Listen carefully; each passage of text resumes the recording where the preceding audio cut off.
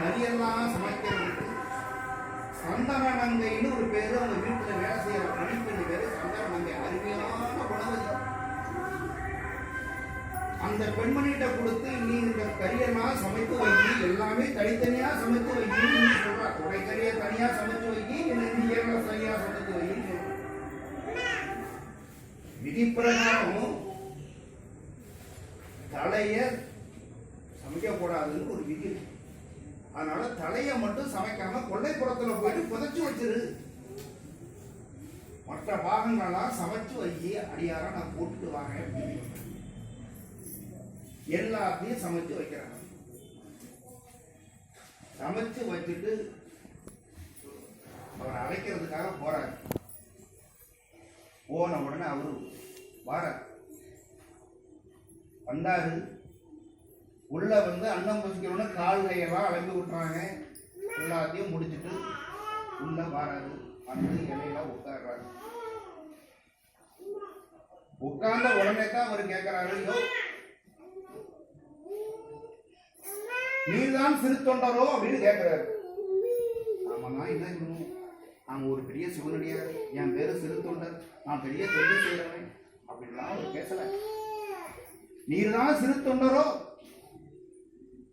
சுவாமி அடியனை ஊரார் அப்படித்தான் அழைப்பார்கள். ஊரார் அழைப்பார்கள் சொன்னாரபடியே நான் தான் சிறு தொண்டர், நான் பெரிய தொண்டு செய்யறேன், நான் பெரிய அப்படி பாடுவேன் இப்படி பாடுவேன், நான் பெரிய பக்திமான் அப்படின்லாம் பேசல. நீர்தான் சிறு தொண்டரோ? ஊரார் என்னை அப்படி அழைப்பார்கள்.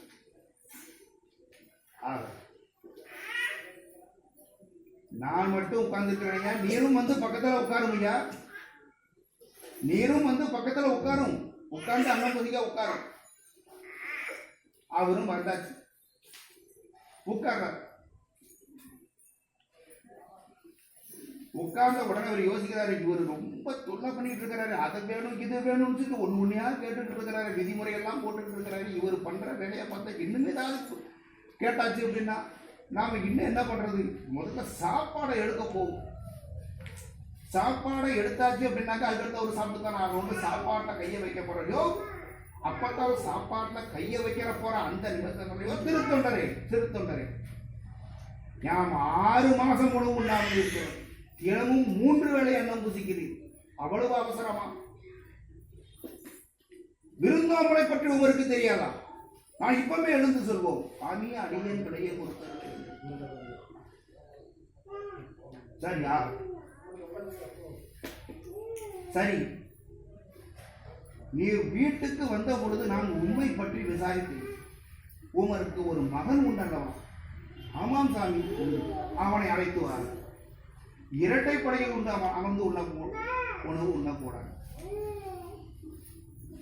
ஒற்றைப்படையில் இருக்க வேண்டும், மூவராக உட்கார்ந்து அமர்ந்து சாப்பிட வேண்டும். அடியன் பக்கத்தில் ஒரு மகனையும் வர சொல்லும்.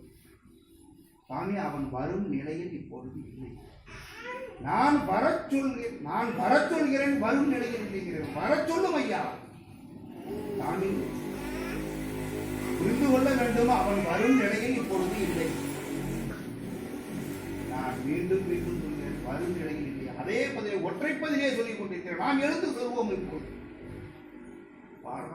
படுத்துறார். நாம் ஆனா என்ன சொல்லுவோம்? இஷ்டம் இருந்தா சாப்பிடுங்க, எடுத்து போறீங்க. நான் சொல்லுவோம், ஒரு அடியாருக்கு செய்யற தொண்டுல அணுவளவும் பிசகக்கூடாதுங்கிறதுல தெளிவா இருக்கிற. அப்பதான் உட்கார்ற, உட்கார்ந்துட்டு இலையில எல்லாத்தையும் பார்க்கிறார்களோ. சிறு தொண்டரே, முடியுங்கள் சுவாமி, தலைக்கறியை எங்கே? எமக்கு பிடித்த உணவே அதுதான். தலைக்கறியை எங்கே?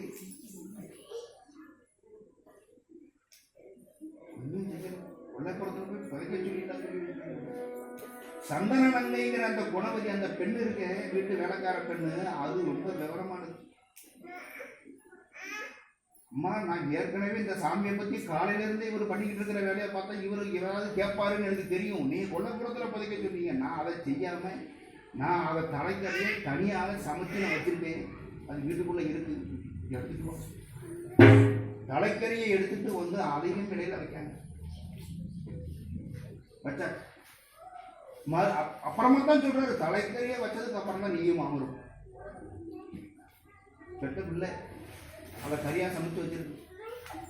ஒரு காரணம் இவ்வளவு நேரம் என்ன பாடுபட்டு தேடி இருக்கு. காலையில இருந்து மத்தியானம் வரை தேடி பிடிச்சி ஒரு அடியார் தான் கிடையாது. இன்னைக்கு யாருமே இல்லை. இவரு கிடைக்கிறதுக்கே பெரும் வேலையாகி போச்சு. இன்னும் இவர் எழுந்திருச்சு போறேன்னு சொல்லிட்டு போயிட்டாரு அப்படின்னா இன்னும் நம்ம எப்ப தேடுறது பொறுமையா பதில் சொல்றாங்க. உட்கார்ந்ததுக்கு அப்புறம் தான் சொல்றாரு, உங்களுக்கு ஒரு மகன் உண்டல்லவா? ஆமாம் சாமி. அவனை அழைத்துவார். சாமி அவன் வரும் நிலையில் இல்லை. மீண்டும் அதே சொல்றாங்க, அழைத்துவார். எழுதியும் ஒரு மகனை அழைத்து வாரும். அழையும்.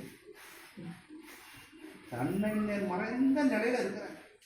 ஏற்கனவே இந்த நிலை இல்லையா எடுத்தாச்சு, கறிய வச்சாச்சு. இவர் வேற சாப்பிட மாட்டேங்கிறாரு, பிடிவாதம் பண்ணிட்டு இருக்காரு. மகன் வந்தா தான் சாப்பிடுவேன், 2 பேரா உட்காந்து சாப்பிட முடியாது, ஒற்றை படையில உட்காந்து தான் நான் சாப்பிடுவேன். இன்னொரு ஆளையும் கூட்டுவார்.